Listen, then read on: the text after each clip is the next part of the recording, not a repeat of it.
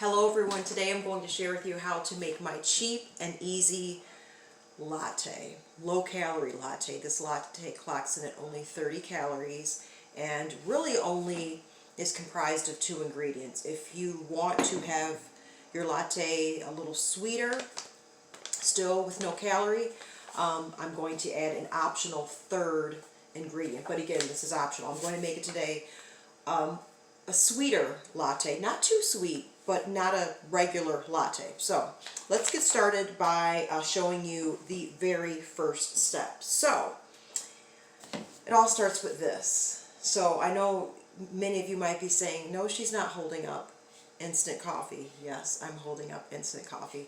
This is just not any instant coffee. It is Nescafe Classico, which is my absolute fave. I switched to this during quarantine. Wanted to explore some options that were that could be stored easily. I love this glass container. And instant is just always good in case you travel, just whenever we get back to traveling, what's that? Whenever that is. I've read the reviews from people the world over, and I figured they all cannot be wrong. They were not wrong. This is so, so good.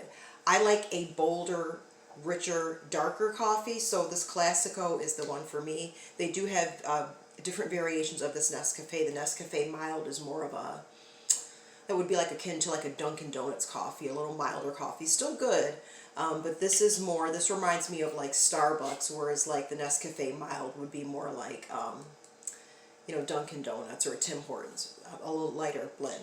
All right, so we start with just 1 teaspoon constitutes a cup of coffee, or which in this case would be the basic or latte. So I'm going to actually, again, I like mine on the stronger side, so I'm going to do a teaspoon and like a half.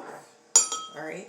So my second ingredient today is going to be this monk fruit blend, which is an all natural low calorie or no calorie sweetener.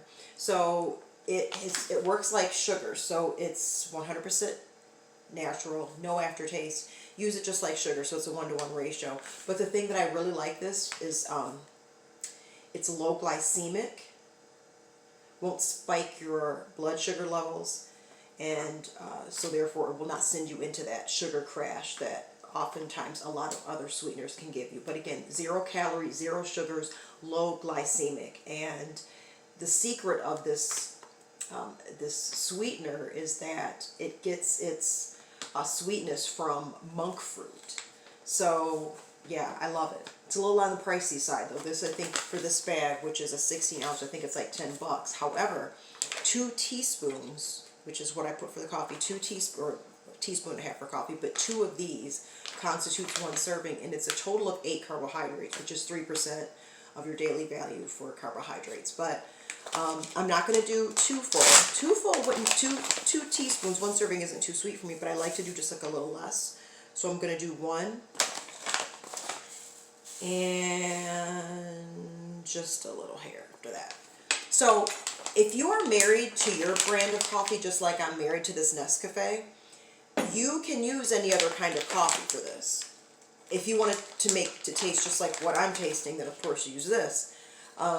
But if you are, you know, maintain that you don't want to switch your coffee, your main coffee can be your base.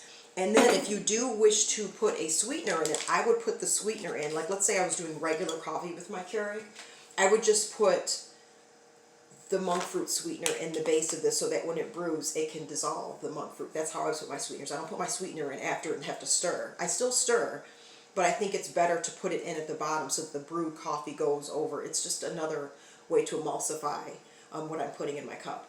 So I'm going to use my Keurig, even though I have instant coffee. I'm just simply going to use my Keurig for the hot water. That's the only reason why I'm using this Keurig, is for the hot water.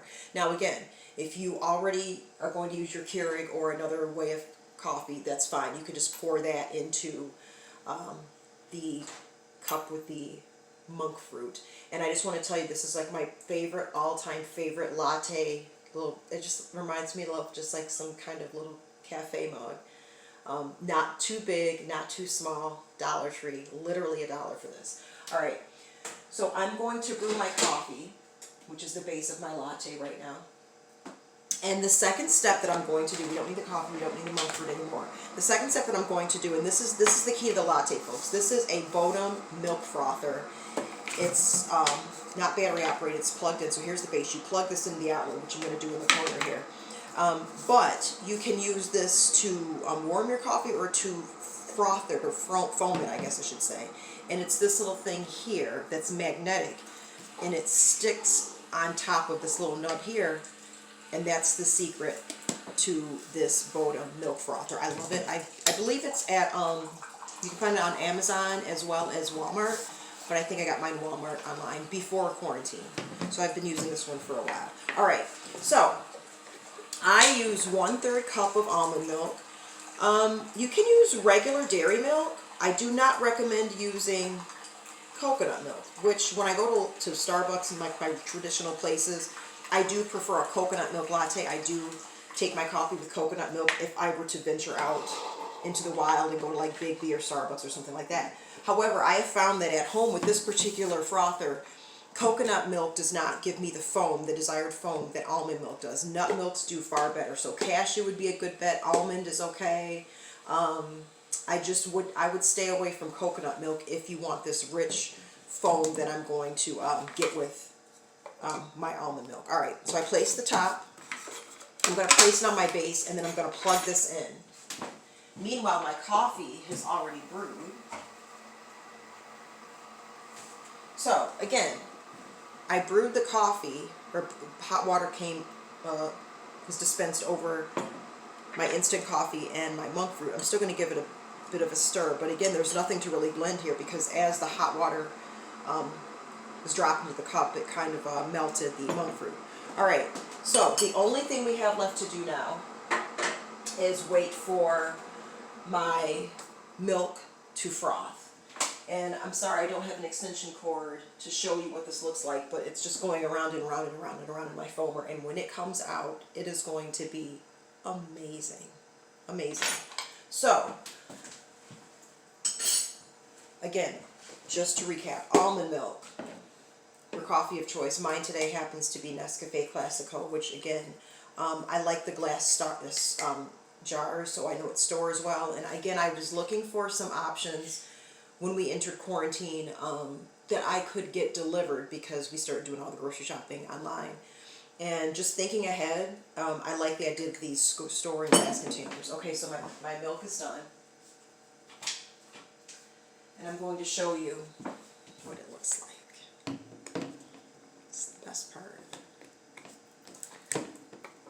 Alright, so I don't know if you can see this here, but it is a thick foam. Now, in the very bottom of this is just hot milk.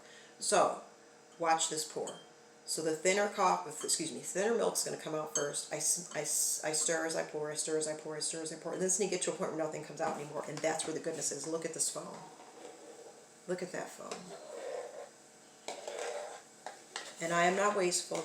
I try to get out every last drop. But this is what 1/3 of a cup of almond milk looks like after a few whirls around this Bodum frother. It's so good. So good. Okay. Alright, got most of it out. I'll just rinse it. That's how I'll clean it. I just rinse, dry for the next day. Here is the finished product, ladies and gentlemen. So, I mentioned the calories before. No calories in the coffee. 0 for the monk fruit blend. This almond milk is unsweetened, so it is vanilla, but it's a vanilla flavoring, but it's unsweetened. So personally, I can't tell the difference between unsweetened regular and unsweetened vanilla. I use them both interchangeably, but 1 cup of this almond milk is 30 calories. We only used 1/3 of a cup. There we go. 10 calories, can't beat it. Not going to spike your blood sugar. And again, this one is optional. I've done this latte many a times without this step. So with just the coffee and the milk, and it's going to look the same. It's going to have the same color. It's going to have the same consistency of the foam on top. Love, love, love. Cheers. So there you have it. My low-calorie, super easy at-home latte. Hope you enjoy this. Bye.